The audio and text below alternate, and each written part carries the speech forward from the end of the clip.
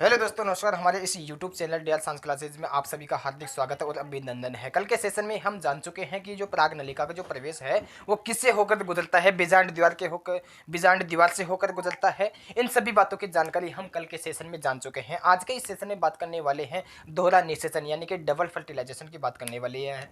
हम की पॉइंट के साथ में एक एक पॉइंट को क्लियर करते हुए समझते जाएंगे। आज बात करने वाले हैं दोहरा निषेचन।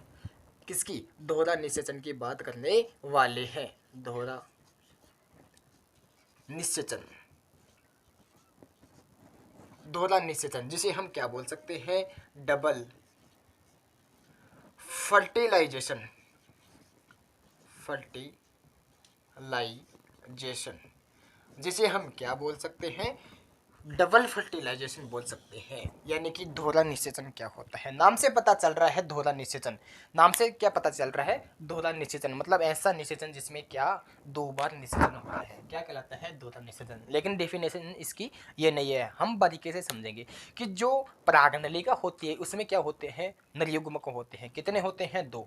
अब परागनलिका जब भ्रूणकोश में आकर के फट जाती है तो दोनों नरयुग्मकों के भ्रूणकोश कोश में मुक्त होने पर, दोनों नरयुग्मक भ्रूणकोश में मुक्त होने पर एक नरयुग्मक अंडकोशिका से संयोजित होकर के द्विगुणित युग्मनज यानी कि जाइगोट बनाता है। इसे क्या कहते हैं? सत्य निषेचन कहते हैं या प्रथम निषेचन कहते हैं। हम की पॉइंट के साथ में पढ़ेंगे। दोहरा निषेचन मतलब दो बार निषेचन होने वाला है। तो हम पहले निषेचन की बात करने वाले हैं कि जो पराग नलिका होती है वो भ्रूणकोश में जाकर के क्या हो जाती है? फट जाती है। दोनों नरयुग्मक मुक्त हो जाते हैं। एक नरयुग्मक अंडकोशिका से संयोजित होकर के द्विगुणित युग्मनज का निर्माण करती है, द्विगुणित जाइगोट का निर्माण करती है। इसे कहते हैं सत्य निषेचन या प्रथम निषेचन। हम की पॉइंट के साथ में इसको पढ़ते जाएंगे।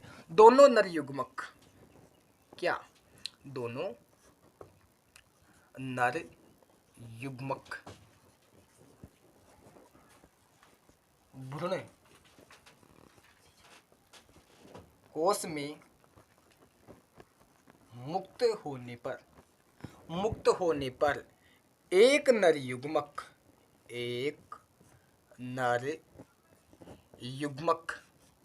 अंड कोशिका से संयोजित होकर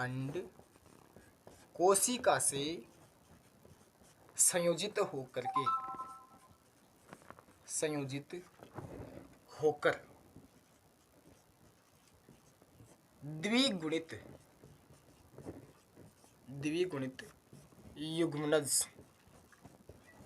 युग्मनज यानी कि जाइगोट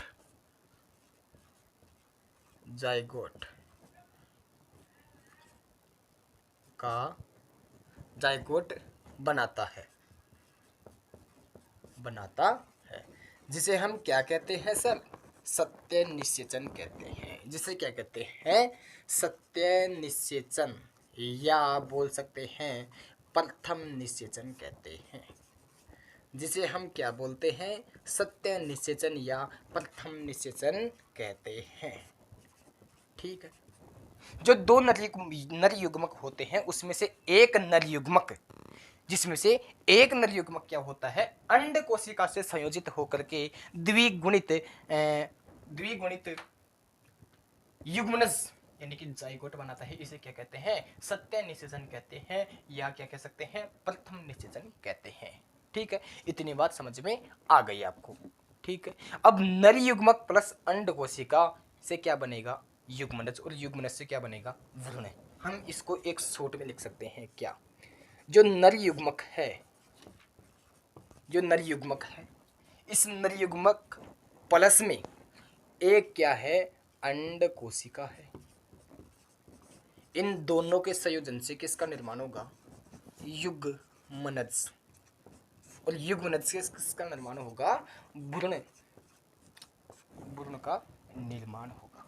ठीक है। अब जो दूसरा निषेचन है वो कैसे होता है? दूसरा नरयुग्मक, मैंने आपको ये बताया था ये क्या है? भ्रूणकोश की संरचना है। इसमें बड़ी कोशिका, अंड कोशिका, दो सहायक कोशिका, तीनों निभा की ओर। ठीक है। इसमें जो केंद्रीय कोशिका है ये केंद्रीय कोशिका है। ठीक है। अंड कोशिका से पहले जो नरयुग्मक आएगा वो संयोजित होकर द्विगुणित युग्मनज का निर्माण करेगा। अब मैं बात कर रहा हूँ दूसरे निषेचन की। दूसरा निषेचन क्या होगा कि सर जो दूसरा जो नरयुग्मक आएगा वो केंद्रीय कोशिका से संयोजित होकर के, केंद्रीय कोशिका से संयोजित होकर के द्वितीयक केंद्र से, ठीक है, इसे हम द्वितीयक केंद्र बोल सकते हैं। इस केंद्रीय कोशिका में कितने केंद्रक हैं? 2। तो द्वितीयक केंद्र से संयोजित होकर के त्रिगुणित प्राथमिक भ्रूणपोष केंद्रक का निर्माण करता है। त्रिगुणित प्राथमिक भ्रूणपोष केंद्रक का निर्माण करता है, ठीक है। इसमें सर कितने अगुणित केंद्रों का संयोजन हो रहा है? क्योंकि 2 तो पहले से ही है, एक और आ रहा है, तो कितने हो गए? 3। तो 3 अगुणित केंद्रकों का संलयन हो रहा है, इस कारण इसे त्रिक संलयन या ट्रिपल फ्यूजन कहते हैं, ठीक है। की पॉइंट के साथ में मैंने आपको बताया जो दूसरा नरयुग्मक होता है, दूसरा नरयुग्मक, जो दूसरा नरयुग्मक होता है वो केंद्रीय कोशिका से, कौन सी कोशिका से? केंद्रीय कोशिका से, केंद्रीय कोशिका से क्या संयोजित होकर के केंद्रीय कोशिका में उपस्थित 2 अगुणित केंद्रकों से संलयन होकर के क्या बनाता है? त्रिगुणित प्राथमिक भ्रूणपोष केंद्रक बनाता है। केंद्रीय कोशिका से, केंद्रीय कोशिका में उपस्थित 2 अगुणित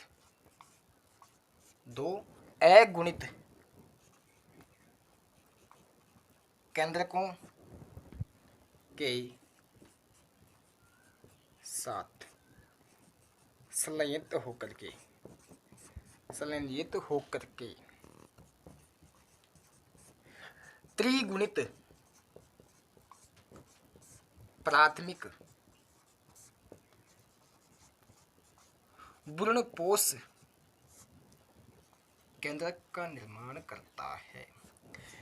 त्रिगुणित प्राथमिक भ्रूणपोष केंद्रक का निर्माण करता है।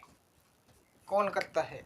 दूसरा जो नरयुग्मक है वो केंद्रीय कोशिका में उपस्थित 2 अगुणित केंद्रकों के साथ संलयित होकर के त्रिगुणित प्राथमिक भ्रूणपोष केंद्रक का निर्माण करता है, ठीक है। इतनी बात समझ में आ गई। प्रथम व द्वितीय निषेचन की उपस्थिति के कारण इस प्रक्रिया को दोहरा निषेचन या द्विनिषेचन कहते हैं, ठीक है। इस निषेचन में 3 अगुणित केंद्रकों का संलयन होता है, इस कारण इसे त्रिक संलयन कहते हैं। इस निषेचन में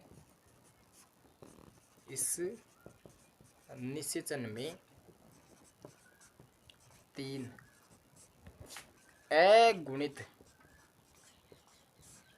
केंद्रकों का संलयन होता है। 3 अगुणित केंद्रकों का संलयन होता है, इसे त्रिक संलयन या हम बोल सकते हैं ट्रिपल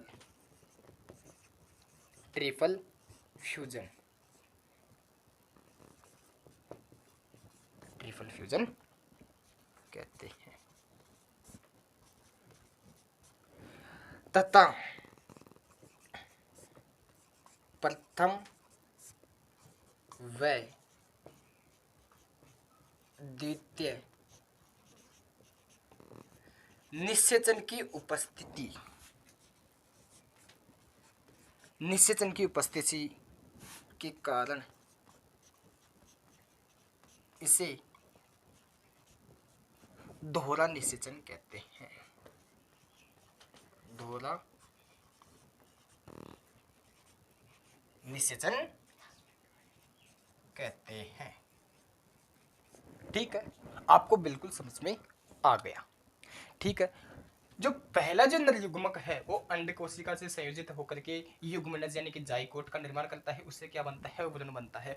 दूसरा नरयुग्मक होता है वो केंद्रीय कोशिका में उपस्थित दो अगुणित केंद्रकों के साथ संलयित होकर के त्रिगुणित प्राथमिक भ्रूणपोष का क्या करता है, निर्माण करता है। इस निषेचन में 3 अगुणित केंद्रकों का संलयन होता है। किस निषेचन में, दूसरे निषेचन में। इसमें 3 अगुणित केंद्रक, दो पहले से एक केंद्रक और गए, 3 अगुणित केंद्रकों के संलयन से इसे क्या कहते हैं, त्रिगुणित केंद्रकों का संलयन से इसे क्या कहते हैं, त्रिक संलयन कहते हैं, यानी कि ट्रिपल फ्यूजन कहते हैं। इसमें इस निषेचन में, इस पूरे निषेचन में क्या होता है कि प्रथम तथा द्वितीय निषेचन की उपस्थिति के कारण इसे क्या कहते हैं, दोहरा निषेचन कहते हैं। इसे क्या कहते हैं, दोहरा निषेचन कहते हैं। ठीक है सर। अब बात करने वाले हैं कि जो द्विनिषेचन होता है इसकी खोज किसने की थी सर। ठीक है, आप इसको की पॉइंट के साथ में ऐड कर सकते हैं या आप इसका स्क्रीनशॉट ले सकते हैं। ठीक, आप ले लीजिए। मैं आशा करता हूं कि आपने ये काम कर लिया होगा। हम इसको हटा लेते हैं, बिल्कुल बारीकी से समझेंगे दोस्तों, बिल्कुल बारीकी से समझेंगे। Very very important for 12th board. ठीक है, अब बात करने वाले हैं इसकी, किसकी, इसकी मतलब दोहरा निषेचन की खोज।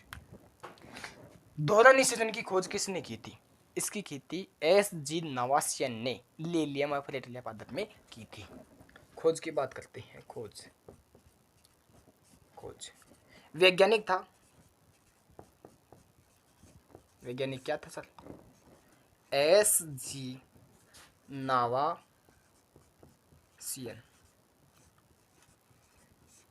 ने लीलियम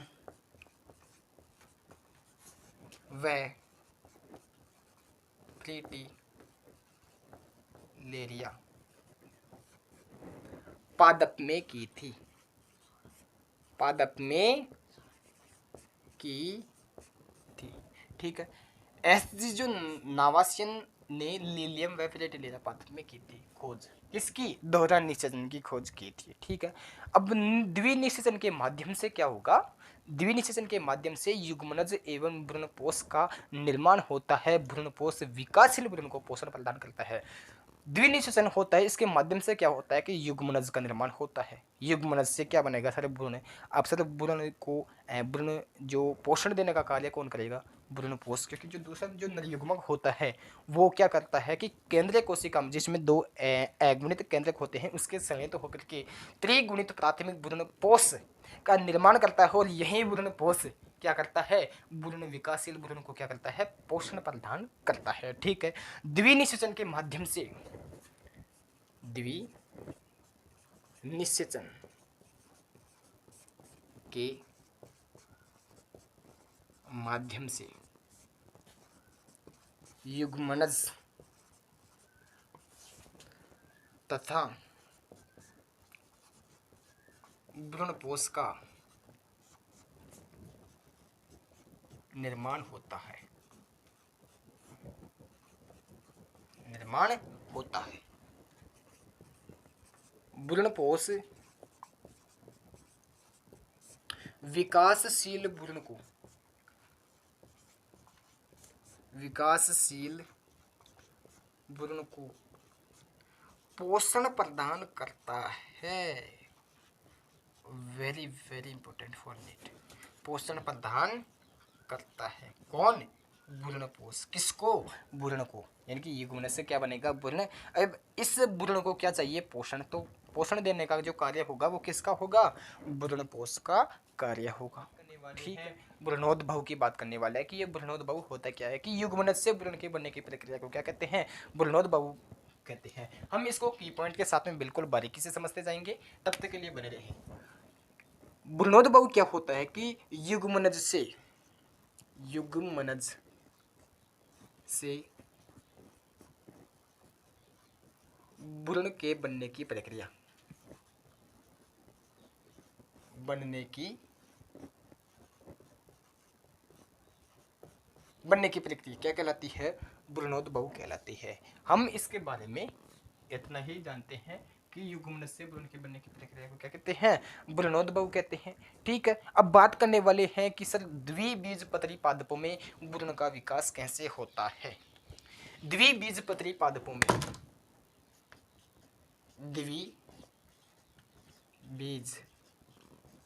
पत्री पादपों में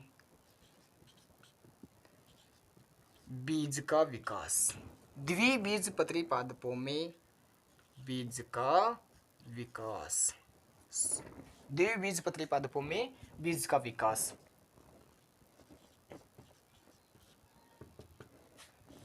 द्विबीजपत्री पादपों में बीज भ्रूण, यहाँ पे क्या आएगा, भ्रूण का विकास। द्विबीजपत्री पादपों में भ्रूण का विकास, इसकी बात करने वाली है। द्विबीजपत्री पादपों में युग्मनज में अनुप्रस्थ विभाजन के द्वारा दो कोशिकाओं का निर्माण होता है। द्विबीजपत्री पादपों में क्या होता है, द्विबीजपत्री पादपों के युग्मनज में क्या होते हैं, अनुप्रस्थ विभाजन।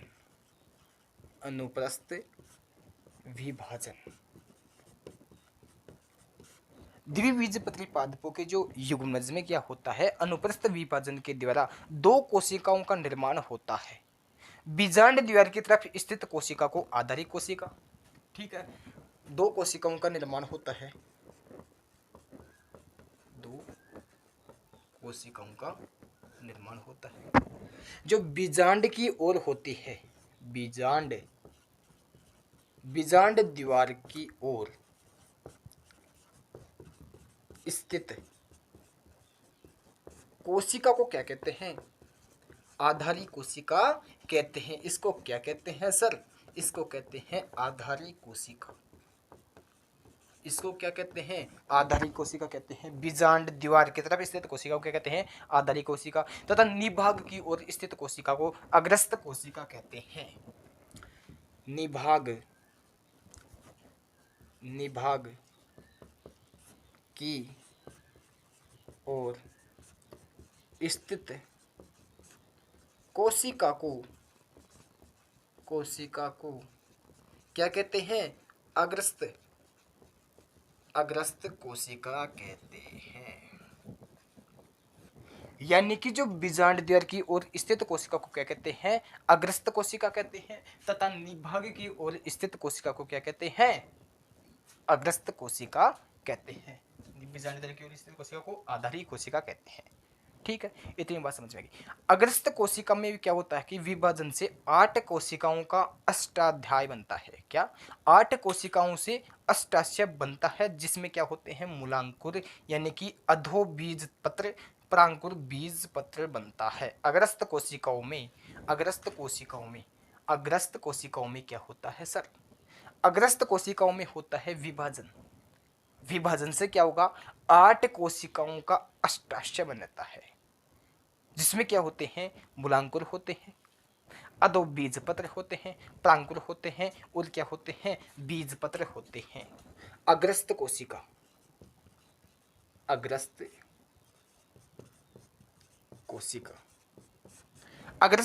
में क्या होता है, इस अग्रस्त कोशिका में होता है विभाजन। इसमें क्या होता है, विभाजन। ठीक है, इस विभाजन से 8 कोशिकाओं का क्या होता है, निर्माण। 8 कोशिकाओं, ठीक है, इन 8 कोशिकाओं को क्या कहते हैं, अष्टाशय। इन 8 कोशिकाओं के समूह को क्या कहते हैं, अष्टाशय, जिसमें क्या उपस्थित होते हैं, मूलांकुर। ठीक है, इसमें उपस्थित होते हैं अधोबीजपत्र, इसमें उपस्थित होते हैं प्रांकुर। ठीक है, इसमें उपस्थित होते हैं मूलांकुर, इसमें उपस्थित होते हैं अधोबीजपत्र, इसमें उपस्थित होते हैं क्या, प्रांकुर, इसमें क्या उपस्थित होते हैं, प्रांकुर। ठीक है, इतनी बात समझ में आ गई। अब बात करने वाले हैं आगे की ओर। क्या, भ्रूण वृद्धि के साथ क्या होता है, भ्रूण वृद्धि के साथ हृदय के आकार का हो जाता है। भ्रूण क्या होता है, वृद्धि के साथ में किसके आकार का हो जाता है, भ्रूण के आकार का हो जाता है, जिसकी दोनों पालियों से क्या होता है, बीजपत्र का निर्माण होता है। ठीक है, क्रॉप्ड। इसको क्या करते हैं कि जो बीजपत्र होता है, वो दोनों कोशिकाओं किसका निर्माण करते हैं? बीज पत्र का निर्माण करते हैं। ठीक है, ये क्या था? द्विबीजपत्री पादपों में भ्रूण का विकास।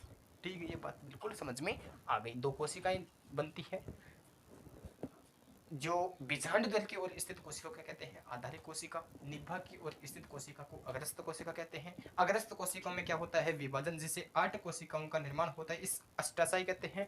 मूलांकुर अधोबीजपत्र प्रांकुल का इसमें क्या होता है? उपस्थित होता है। ठीक है, ये क्या है? द्विबीजपत्री पादपों में भ्रूण का विकास। अब बात करने वाले हैं किसकी? एक बीजपत्री पादपों में भ्रूण का विकास की। ठीक है,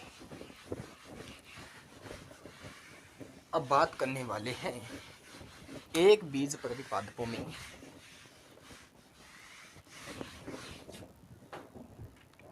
क्या? एक बीज पत्री पादपों में भ्रूण का विकास। छोटा सा टॉपिक है, अभी खत्म हो जाएगा 1-2 मिनट में। ठीक है, इसको समझते हैं। एक बीजपत्री पादपों में भ्रूण का विकास कैसे होता है? कि एक बीजपत्री पादपों में भ्रूण का जो प्रारंभिक विकास होता है वो द्विबीजपत्री के समान होता है। Very very important. एक बीजपत्री पादपों में प्रारंभिक भ्रूण का प्रारंभिक विकास किसके समान होता है? द्विबीजपत्री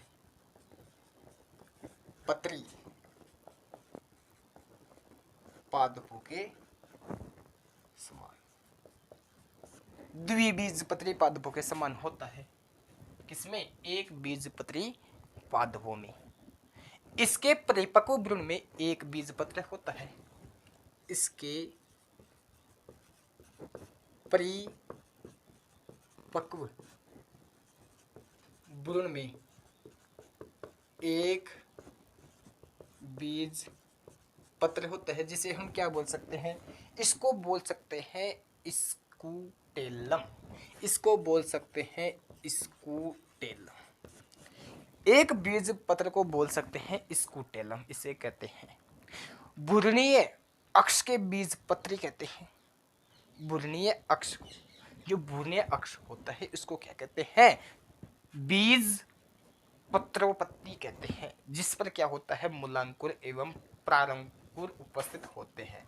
तो ये क्या हो गया? एक बीजपत्री पादपों में भ्रूण क्या क्या होता है? विकास होता है। ठीक है, आज के इस सेशन में हम बात करे हैं भ्रूणोद्भव क्या होता है, द्विबीजपत्री पादपों में भ्रूण का विकास कैसे होता है, एक बीजपत्री पादपों में भ्रूण का विकास कैसे होता है। अब मिलते हैं कल के सेशन में, तब तक के लिए बने रहे दोस्तों। जय हिंद, जय भारत।